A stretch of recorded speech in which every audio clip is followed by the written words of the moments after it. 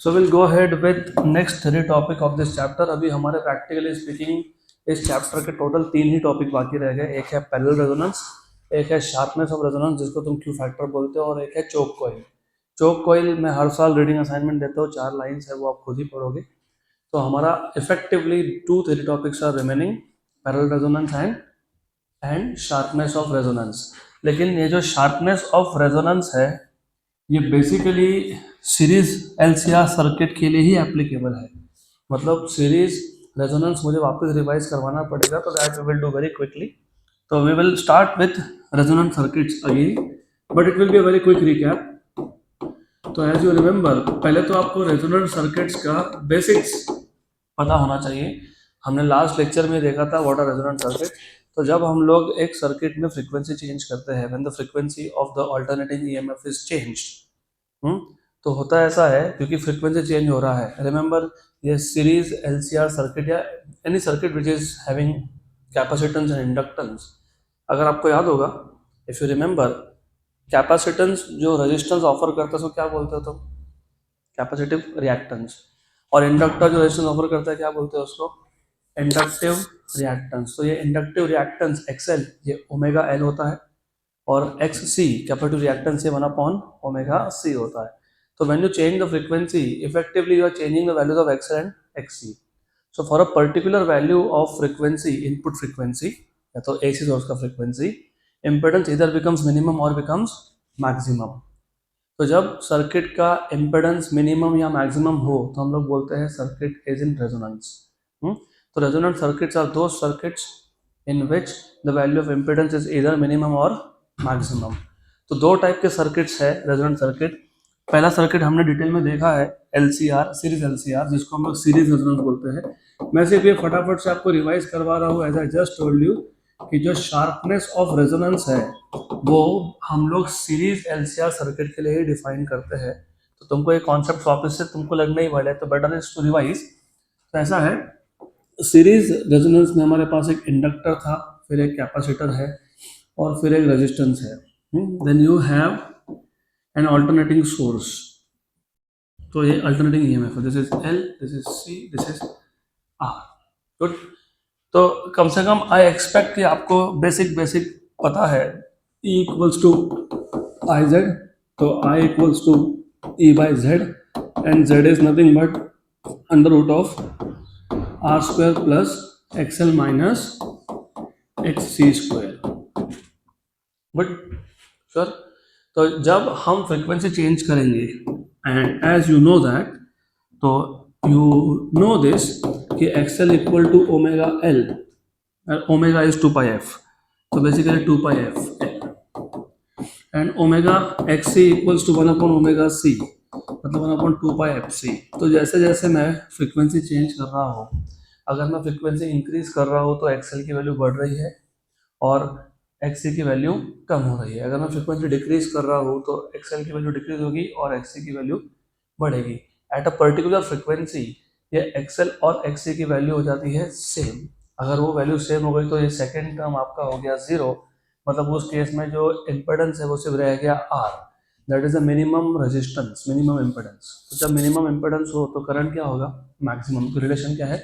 Inverse. तो at a particular frequency, at a particular frequency, what you have is XL equal to XC.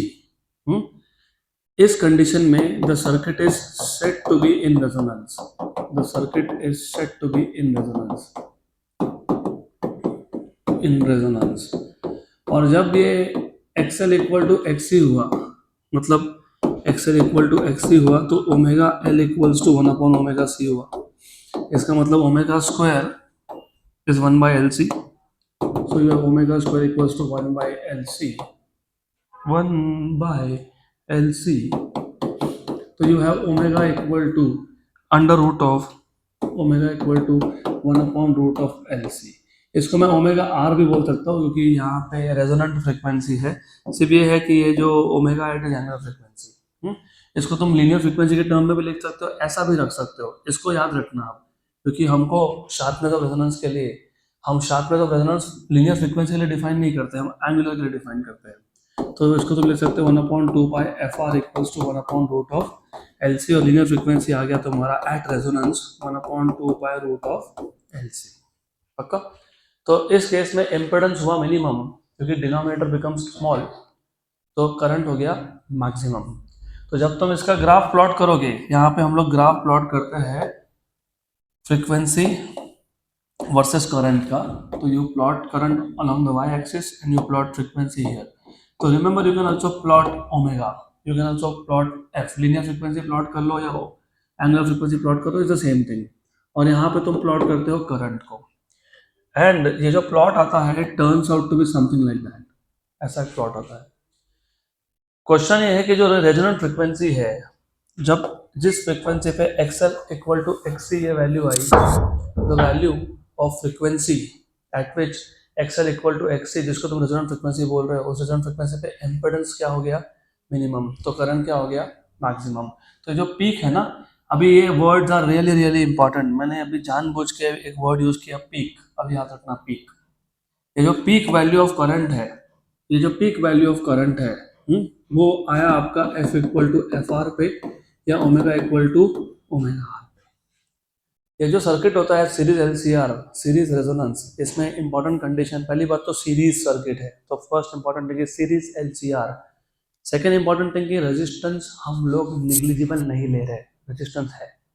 Point number 3, यहाँ पे impedance minimum हुआ तो current क्या हुआ? Maximum.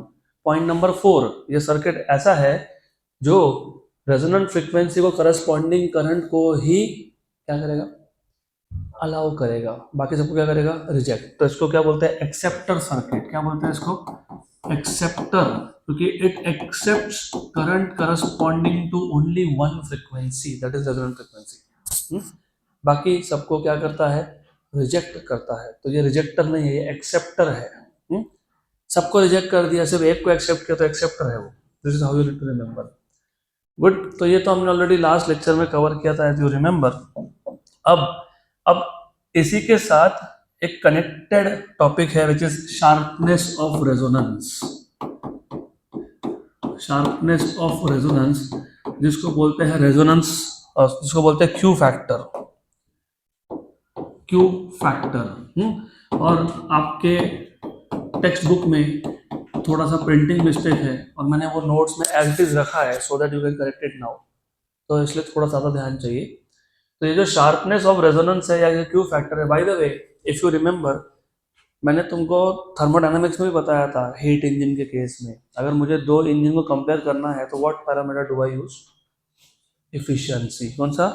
Efficiency. मैंने तुमको ट्रांसफार्मर के केस में भी बताया था कि if you want to compare to transformer again you use efficiency parameter, right. तो हर एक फिजिक्स के तुमको कोई ना कोई टॉपिक में से दिखेगा there is some parameter that you use to compare to different या तो सिग्नल्स। इस केस में हम लोग पहले सिग्नल कंपेयर कर रहे थे यूजिंग विच वैल्यूज?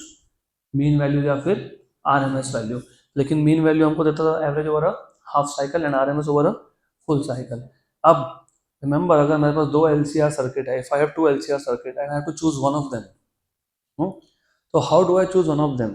तो उसके लिए भी मुझे एक पैरामीटर चाहिए जो मुझे दो सर्किट को कंपेयर करके बताएगा and which will tell me which circuit is best suited for my purpose. मुझे जिस चीज़ के लिए चाहिए बेस्ट सूटेड कौन सा है। तो यहाँ पे जो शार्पनेस ऑफ रेजोनेंस बोल रहे हो ना तुम, जिसको क्यू फैक्टर बोल रहे हो, ये एक्चुअली तुम दो LCR सीरीज LCR सर्किट को कंपेयर करने के लिए भी यूज करते हो, एक्चुअली उसी के लिए यूज करते हो। पक्का? तो आगे भी सेमीकंडक्टर में गेन नाम का फैक्टर आएगा, उसका भी वही काम है, टू कंपेयर टू डिवाइसेस। वहाँ पे हम लोग एम्पलीफायर को, जैसे ये तुमने देखा ये ब्लैक कलर का डब्बा लगा हुआ है जिसको तुम एम्पलीफायर बोलते हो, तो एम्पलीफायर को अलग अलग टाइप के होते हैं। अलग अलग टाइप मतलब आउटपुट अलग अलग होता है उनका। तो हमको एम्पलीफायर को कंपेयर करने के लिए भी पैरामीटर चाहिए गेन, वैसे यहाँ पे पैरामीटर चाहिए to compare to LCR circuits. तो हम लोग एक पैरामीटर डिफाइन करेंगे जिसको बोलेंगे शार्पनेस ऑफ रेजोनेंस। अब ये sharpness of resonance you need to remember this is strictly for series circuit, ये पैरेलल के लिए नहीं है, this is for series resonance, इसलिए पहले ये रिवाइज करवाना पड़ा अभी, तो अब ध्यान देना। तो series LCR circuit as you now know, LCR in series you know कि impedance is minimum, you know कि current is maximum, you know that the circuit accepts only current corresponding to resonant frequency, and you also know that कि जब मैं इसका graph plot करता हूँ as a function of frequency तो वो graph मुझे ऐसा मिलता है। अभी जस्ट प्लॉट किया आपने। अब इसमें थोड़ा सा एक्स्ट्रा इंफॉर्मेशन डालना है। एट रेजोनेंस क्या हुआ बताओ, क्या हुआ? इम्पेडेंस मिनिमम हुआ। गुड। तो एट रेजोनेंस मैं सब शॉर्टकट में लिख रहा हूँ, बाकी नोट्स में आपको मिल जाएगा। Z is minimum, impedance minimum मतलब करंट इज मैक्सिमम, राइट? पक्का? तो अब और टेक्स्ट बुक का लिखने का तरीका और अपना समझने का तरीका थोड़ा सा अलग रहेगा। तो वो जो लिखा है वो भी सही है, जो मैं बोल रहा हूँ वो भी सही है। अब ये जो शार्पनेस ऑफ रेजोनेंस है या जो क्यू फैक्टर है वो लोग कैसे डिफाइन करते हैं? इफ़ यू सी, वो ऐसा बोलते हैं, पहले तो शार्पनेस ऑफ रेजोनेंस डिफाइन करने के लिए हमको फ्रीक्वेंसीज का यूज़ करना है। मैं शार्पनेस ऑफ रेजोनेंस को डिफाइन करूँगा, उससे पहले हमको ऐसा फ्रीक्वेंसी ढूंढना है। कैसा फ्रीक्वेंसी ढूंढना है? ऐसा फ्रीक्वेंसी ढूंढना है जिस फ्रीक्वेंसी पे जो पावर है वो मैक्सिमम का हाफ हो जाए। क्या हो जाए? मैक्सिमम का half. What is power? E R M S, I R M S, ठीक है। मैंने बोला what is maximum power? E not I nought. क्यों? क्योंकि ई नॉट क्या है? पीक वैल्यू है। आई नॉट क्या है? पीक वैल्यू है। तो मैक्सिमम पावर कब होगा? When you multiply E not and I not, this is maximum power. Remember maximum power of an LCR circuit,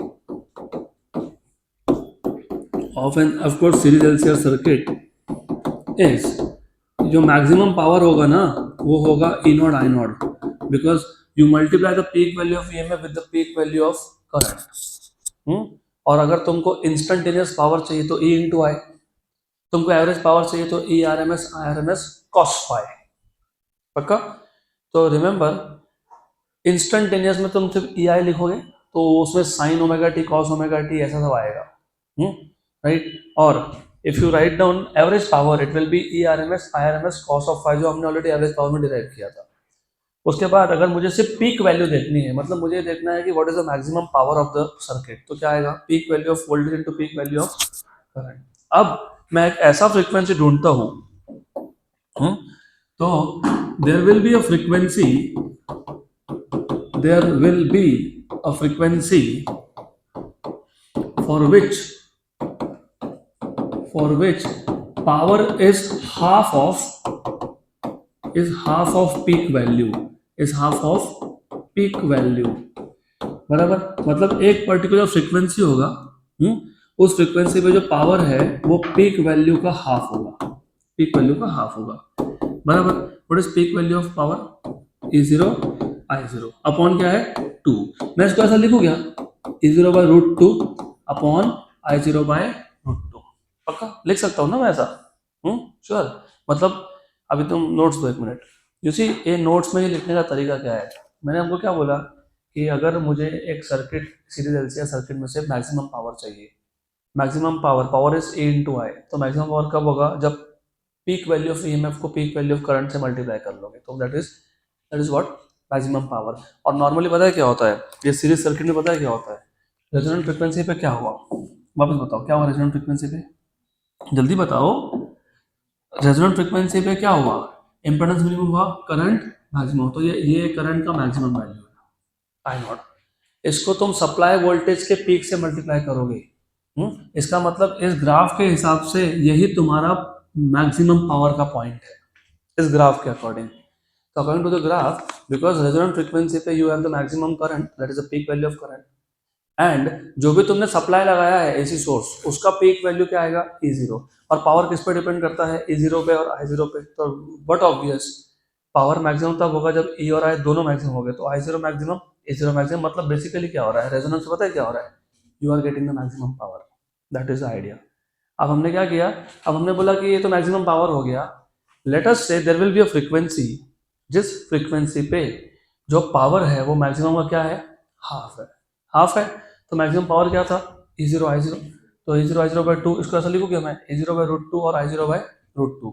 इसका मतलब अभी आपके ही ये जो नोट्स है या टेक्स्ट बुक है उसमें कैसा लिखते हैं, वो sharpness of resonance Q factor के नीचे लास्ट पैराग्राफ देखो.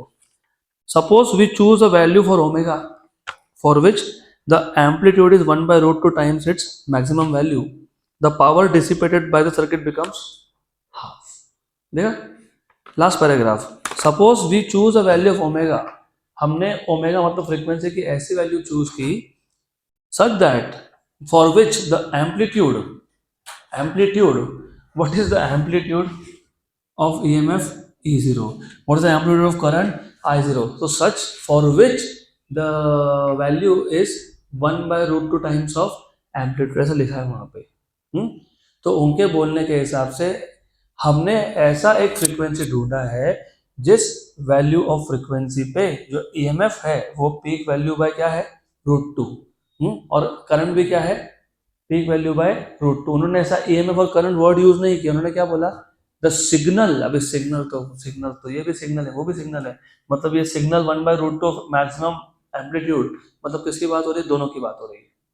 पक्का good. I repeat again, it is a simple thing. सिर्फ उनके लिखने का तरीका बहुत अलग है, कंफ्यूजिंग है, हमको सिंपल करके लिखना है.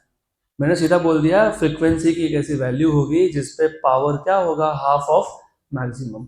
मैक्सिमम का हाफ लिया, मैक्सिमम क्या है E0 I0 बाय हाफ किया तो E0/√2 I0 बाय √2. पक्का. इसका मतलब तुमको दिख रहा है कि उस फ्रीक्वेंसी पे जहाँ पे पावर हाफ हुआ मैक्सिमम का, उस फ्रीक्वेंसी पे सिग्नल क्या हो गया 1/√2 times of amplitude. 1/√2 times of amplitude. पक्का पक्का, श्योर गुड. देन अब ये जो फ्रीक्वेंसी है, आई ऑल्सो टोल्ड यू कि ये क्या है मैक्सिमम पावर है. क्या है ये मैक्सिमम पावर. हमको ऐसा फ्रीक्वेंसी चाहिए जिसपे मैक्सिमम पावर बाय क्या हो 2 हो. बराबर. Imagine this is the point which corresponds to half of the maximum power. अगर ये half of the maximum power correspond कर रहा है तो ये भी कर रहा है फिर. इसका मतलब तुम्हारे पास एक्चुअली एक नहीं, तुम्हारे पास 2 फ्रीक्वेंसीज है जहां पे तुमको पीक वैल्यू का क्या मिलने वाला है हाफ. यस और नो. तो इसको मैं बोल देता हूँ ω1, इसको मैं बोल देता हूँ ω2. तो there is not one frequency, there are 2 frequencies for which the power is half of maximum. और ये जो ω1 है, जो ω1 है, रिमेंबर ω1 है, वो ωr से कम है कि ज्यादा है, ωr से कम है कि ज्यादा है. अरे ω1 की वैल्यू ωr से छोटी है कि बड़ी है, छोटी है, और ω2 की वैल्यू बड़ी है. लेट अस से रेजोनेंट फ्रीक्वेंसी से ω1 और ω2 ये दोनों डेल्टा ओमेगा सेपरेशन पे है, क्योंकि this is a small spread. अभी मैं स्प्रेड जैसा वर्ड यूज करूंगा because now we are into basically mathematics, क्योंकि अभी मैथ स्टार्ट हो गया यहाँ से. अब तो मैं तुमको फिजिक्स बता रहा था ऐसा होगा ऐसा होगा. तो मैथमेटिक्स में जब तुम एक वैल्यू लेते हो, फॉर एग्जांपल 2, और मैंने उसके आसपास 2 वैल्यू ली 1.9 एंड 2.1, तो वो जो 2 है उससे 0.1 to the left and 0.1 to the right, तो 1.9 एंड 2.1. तो these 2 values have a small spread from their peak value which is 2. यहाँ पे पीक वैल्यू कौन था ओमेगा आर. ये स्प्रेड स्मॉल है, हाँ, तो इसको क्या बोलेंगे पता है डेल्टा ओमेगा. इसको पता है क्या बोलेंगे डेल्टा ओमेगा. पक्का पक्का, श्योर 100%. अब मुझे ये डायग्राम देख के बताओ, ये जो 2 फ्रीक्वेंसीज है ना, ये जो 2 फ्रीक्वेंसीज है, तो there are 2 frequencies at which there are 2 frequencies at which power is half of maximum. उसमें से पहला फ्रीक्वेंसी ω1, दूसरा फ्रीक्वेंसी ω2. अब मुझे बताओ ये ω1 की value in terms of ωr क्या आएगी. ωr माइनस, क्योंकि ये ω1 की वैल्यू कम है. ये अगर यहां से काउंट करूंगा तो, क्योंकि you are plotting on the X axis, ωr minus delta omega क्या होगा ωr माइनस, उधर प्लस लिखा है नोट्स में है ना प्लस. ω1 क्या लिखा है ωr माइनस लिखा है, हाँ फिर ठीक है, फिर देन इट इज ओके. तो maybe I have corrected it और maybe they have corrected it, I don't know, but ω1 will be what ωr minus delta omega, ऐसे आएगा ना. ओमेगा 2 क्या आएगा, omega R plus delta omega, क्योंकि omega two ये omega R के right side में है, आगे है वो वैल्यू, मोर वैल्यू। हो गया, पक्का पक्का, श्योर श्योर। तो ये दो ऐसी फ्रीक्वेंसी है जिसपे power is half of maximum, हाँ कि ना, यस। अब इन दोनों फ्रीक्वेंसीज का जो डिफरेंस है ओमेगा टू और ओमेगा वन, इसका जो डिफरेंस है इसको बोलते हो बैंडविड्थ। क्या बोलते हो, बैंडविड्थ। तो bandwidth is defined as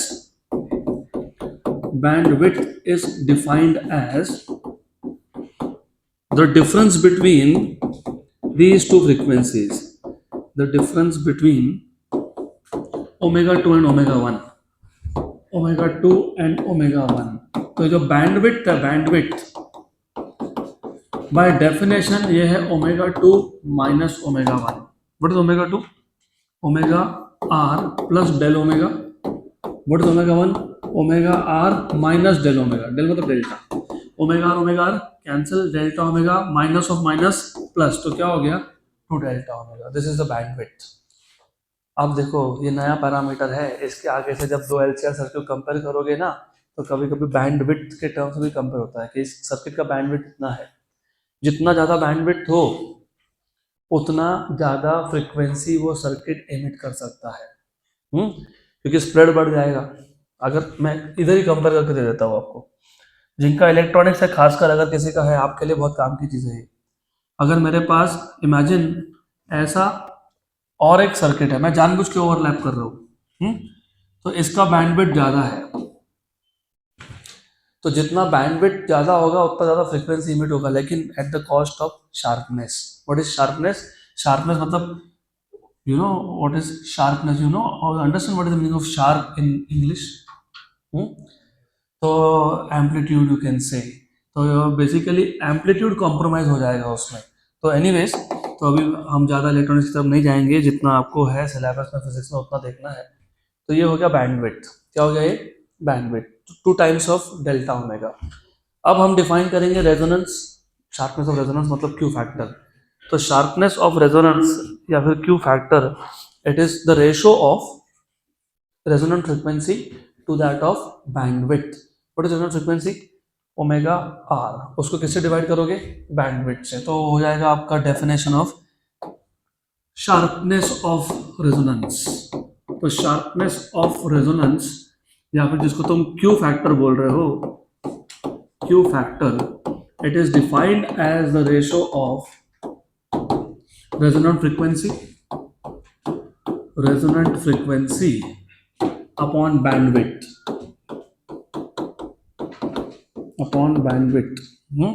good। तो you have this as, अब और तुमको दिख रहा होगा ये बैंडविड्थ डिनोमिनेटर में है, इसलिए मैंने अब भी बोला अगर बैंडविड्थ ज्यादा होगा तो शार्पनेस कम होगा, मतलब एम्पलीट्यूड कॉम्प्रोमाइज हो जाएगा वो। What is resonant frequency, omega R, और बैंडविड्थ कितना हो गया 2 delta omega. Done, that is all about sharpness of resonance. तो sharpness of resonance is purely defined for series LCR circuit, इसको पैरेलल पे लगाना ही नहीं। अब सीरीज एलसीआर सर्किट का तुमको कम से कम ये कर्व तो पता है ही।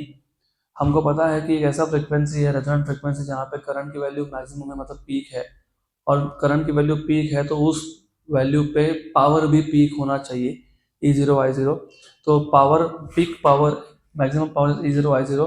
हम ऐसे फ्रीक्वेंसीज पहले ढूंढते हैं, we find such frequencies for which the value of power is half of peak value. तो P max by 2, E0 I0 by 2, E0 by √2 I0 by √2। इसी को टेक्स्ट बुक में लिखा है कि हम लोग ऐसे सिग्नल, ऐसे फ्रीक्वेंसी ढूंढते हैं जिसपे सिग्नल का एम्पलीट्यूड, सिग्नल का वैल्यू क्या हो, एम्पलीट्यूड बाय √2, क्योंकि क्या हो गया यहाँ पे एम्पलीट्यूड बाय √2। और याद रखना ये E0 कौन था, एम्पलीट्यूड ऑफ EMF था, ये I0 कौन था, एम्पलीट्यूड ऑफ करंट था। सिर्फ आपके बुक में लिखते ऐसा है, the frequencies at which the value of signal is amplitude by √2।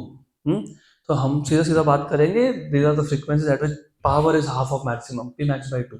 Good, then फिर ऐसे दो फ्रीक्वेंसी है, क्योंकि एक रेजोनेंट फ्रीक्वेंसी से पहले उसके बाद में है, जहाँ पे आपको वैल्यू पावर की हाफ मिलने वाली है कंपेयर टू मैक्सिमम। तो omega 1 and omega 2, omega 1 is omega R minus delta omega, where delta omega is the difference of this frequency from the resonant frequency, right? और omega 2 is omega r plus delta omega, इन दोनों को minus करोगे तो ये जो omega 2 और omega 1 का difference है इसको बोलते हो बैंडविड्थ। ये वर्ड्स तुम नॉर्मली भी यूज करते हो, बैंडविड्थ सुना होगा कहीं पे, ब्रॉडबैंड कनेक्शन में यूज होता है पहले बैंडविड्थ, अभी भी यूज होता है। यू नो ये जो 3G 4G 5G स्पेक्ट्रम के ऑक्शंस होते हैं ना, उसमें यू मस्ट नो कि हर एक बैंडविड्थ पे बोली लगती है bids, and then according to the bid that the company who wins the bid, उस कंपनी को उतने ही फ्रीक्वेंसी रेंज में ऑपरेट करने की परमिशन होती है। They can not operate at other frequencies क्योंकि वो किसी और को देते हैं फिर। तो वही है, this is the bandwidth, this is basically the spread of the frequencies. मतलब यहाँ से लेके यहाँ तक, फॉर एग्जाम्पल एक XYZ कंपनी ने बिड लगा के इतने फ्रीक्वेंसीज का सेट खरीद लिया, तो अभी इतने फ्रीक्वेंसी में सिर्फ वही कंपनी ऑपरेट करेगा, राइट? उसके पीछे बड़ा साइंस है। आपको पता है हर एक बैंडविड्थ सेम रेट पे नहीं जाता है, for the same reason you see there are certain bandwidth जो जिनका लॉस ड्यू टू ट्रांसमिशन कम होता है।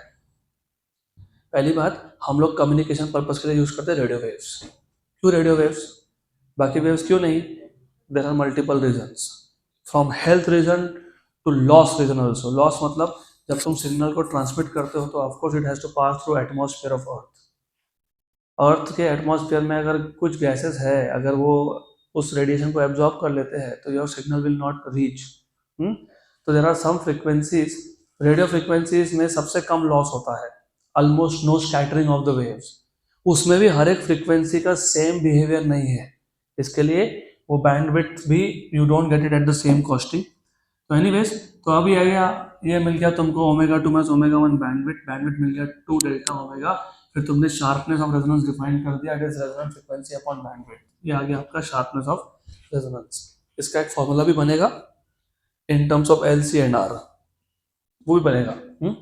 तो वो हम लोग आपके नीट के PYQ में क्वेश्चन है, वो तब मैं आपको बताने वाला हूँ। In terms of LC and R इसको हम लोग सिंप्लीफाई कर सकते हो, तो दिख ही रहा है what is omega R, 1/√ऑफ LC। तो वो मैं तब का तब बताऊंगा। Now we'll move to the last theory topic of this chapter, which is parallel resonance. Again a simple, very simple topic. तो अगला टाइप का जो रेजोनेंस है वो है parallel resonance.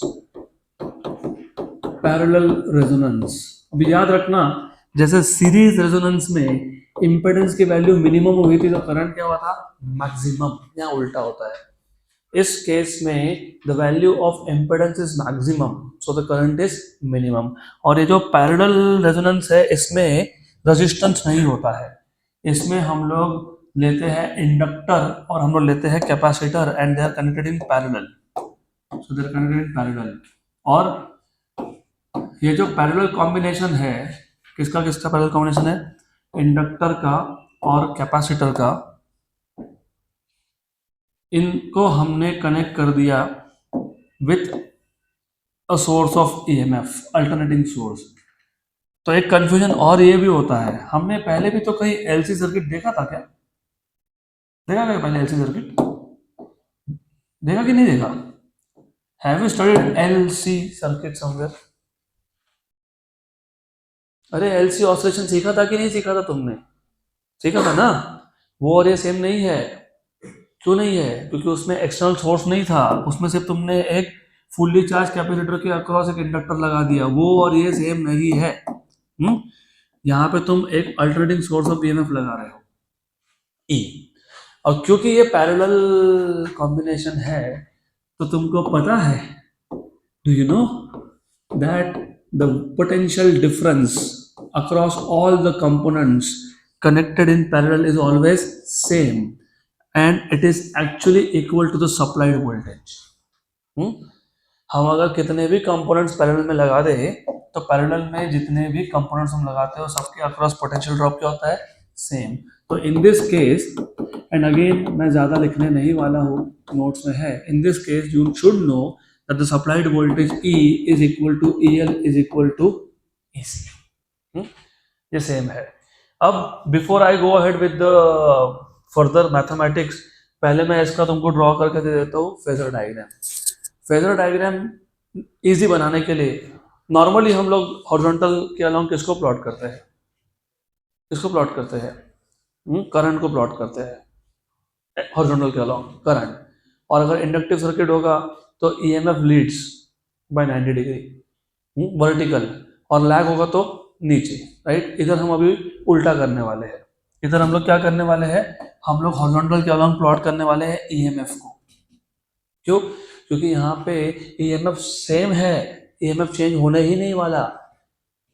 EMF across inductor and capacitor is same because they are in parallel। इसके लिए हमने क्या किया, अभी यहाँ पे प्लॉट कर दिया E, या फिर यहीं पे प्लॉट कर दिया EL, या फिर यहीं पे प्लॉट कर दिया EC because they are the same। तो थोड़ा सा लॉजिक भी साथ में लेके चलोगे तो तुमको याद नहीं रखना पड़ेगा, जस्ट लॉजिक ये अरे हाँ बराबर यहाँ तो EMF सेम है। वहाँ पे उस केस में it was convenient to represent current with horizontal direction. अब इमेजिन मेरे पास, अच्छा ये बताओ, थोड़ा सा इसको मैं अभी डीसी के साथ कंपेयर करता हूँ। I want you to compare with DC also.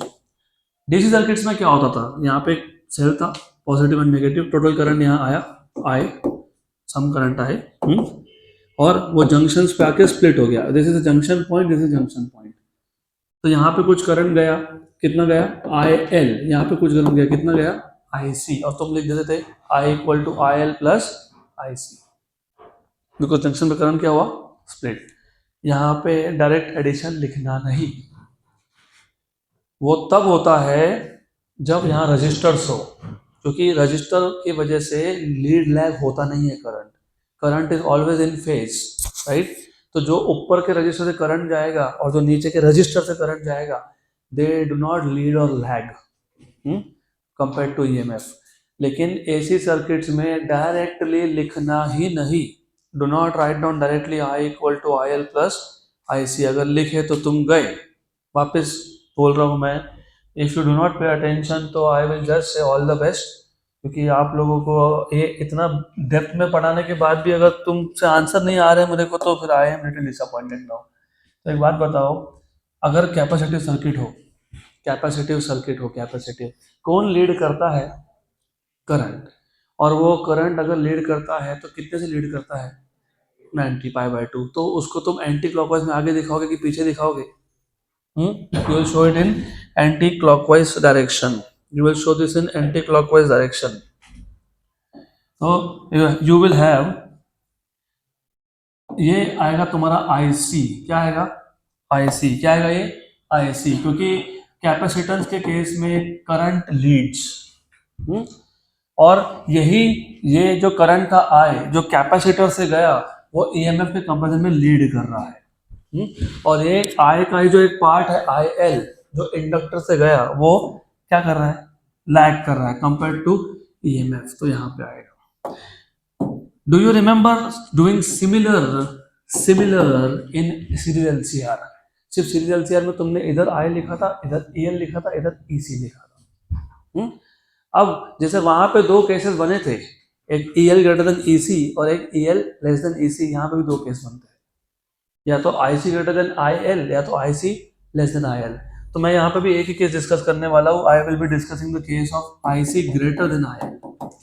If IC is greater than IL तो रिजल्टेंट आएगा यहाँ पे, ओवर हियर, ये हो गया resultant.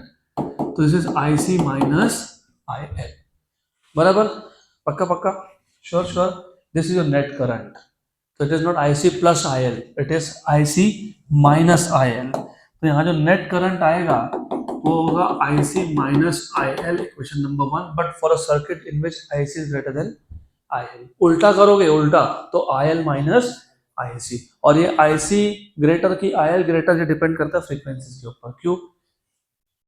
What is Ohm's law?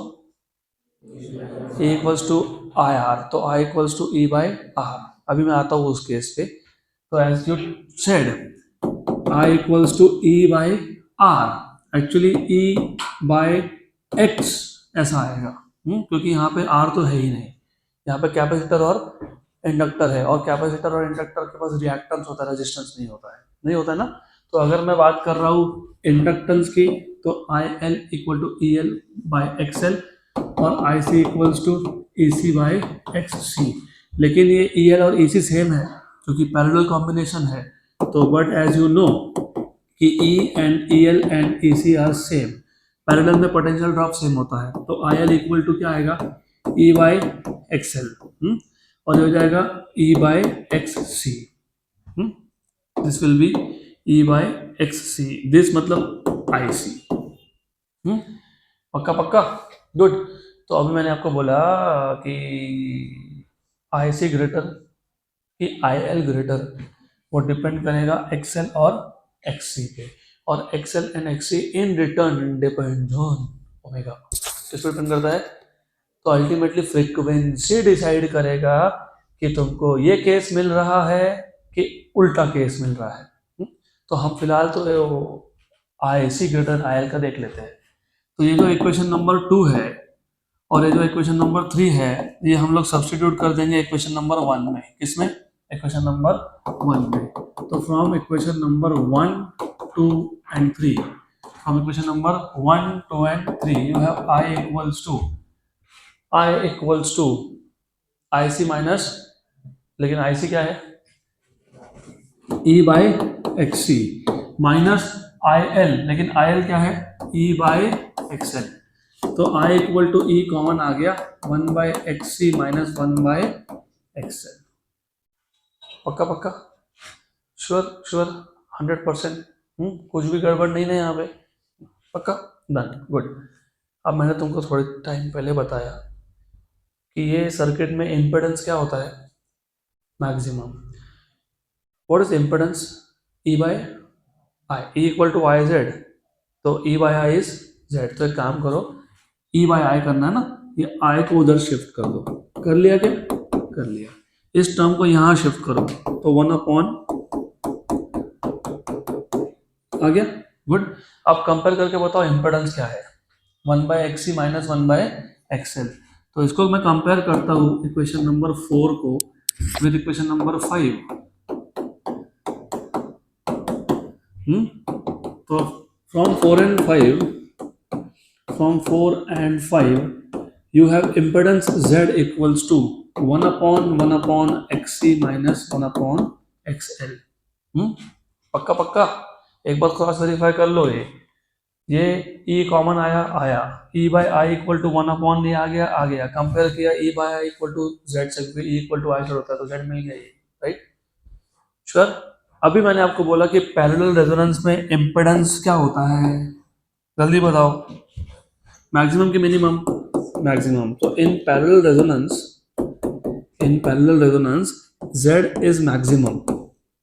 अब मुझे बताओ Z की वैल्यू मैक्सिमम होने के लिए क्या होना चाहिए?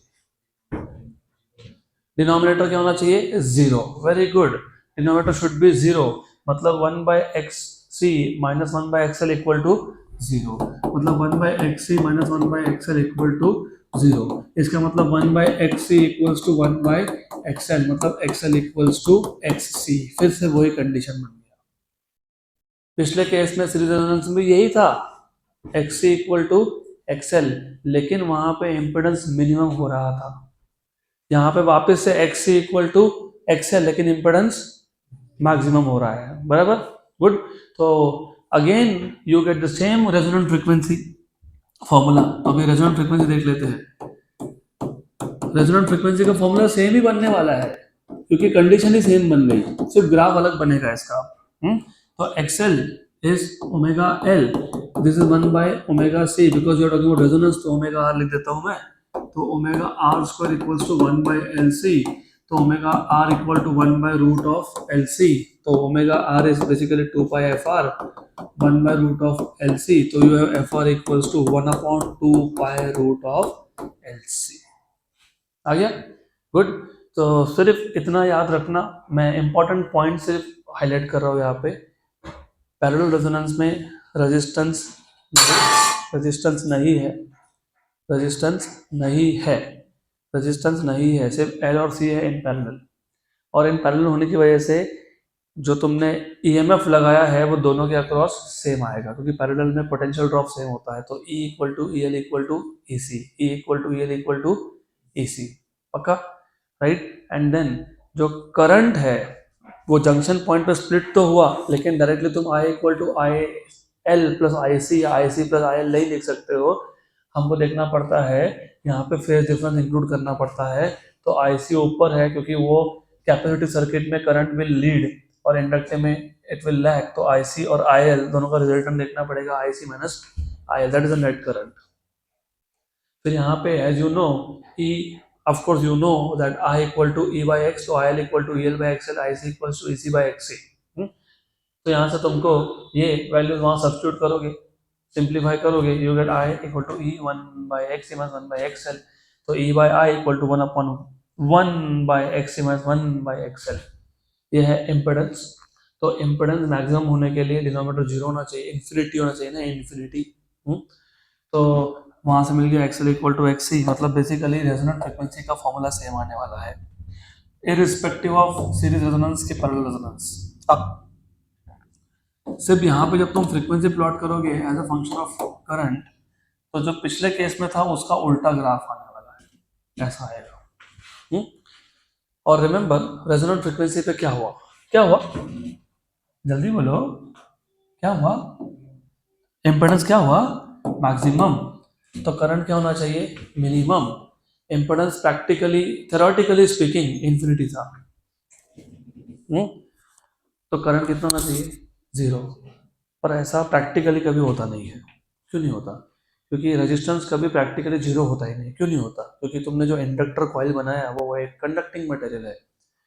कंडक्टिंग मटेरियल का रेजिस्टेंस जीरो सिर्फ सुपर कंडक्टर में होता है जो तुमने यूज कर रहे हैं। तुमको तो पता भी नहीं अभी तक सुपर कंडक्टर है क्या, वो तुम फर्स्ट ईयर ऑफ इंजीनियरिंग में सीखोगे। तो अभी इफेक्टिवली स्पीकिंग जो तुमने इंडक्टर कॉइल बनाया था उसके साथ थोड़ा सा रेजिस्टेंस है ही मटेरियल का। मतलब इम्पेडेंस की value practically speaking it is not infinity.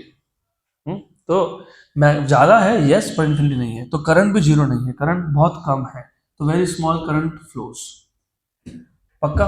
अब इस सर्किट का नाम है रिजेक्टर सर्किट। क्या नाम है इसका, रिजेक्टर। क्यों रिजेक्टर, क्योंकि ये क्या करता है पता है, ये रेजोनेंट फ्रीक्वेंसी को करस्पॉन्डिंग करंट को रिजेक्ट कर देता है, आने नहीं देता है, क्योंकि करंट वैसे भी जीरो है तो कहाँ से आने देगा। करंट आ ही नहीं रहा, बराबर। तो बाकी सबको अलाउ करता है, सिर्फ एक पर्टिकुलर फ्रीक्वेंसी का क्या करता है, reject, and it is called as rejector circuit. Done. So that is the end of theory part of this chapter.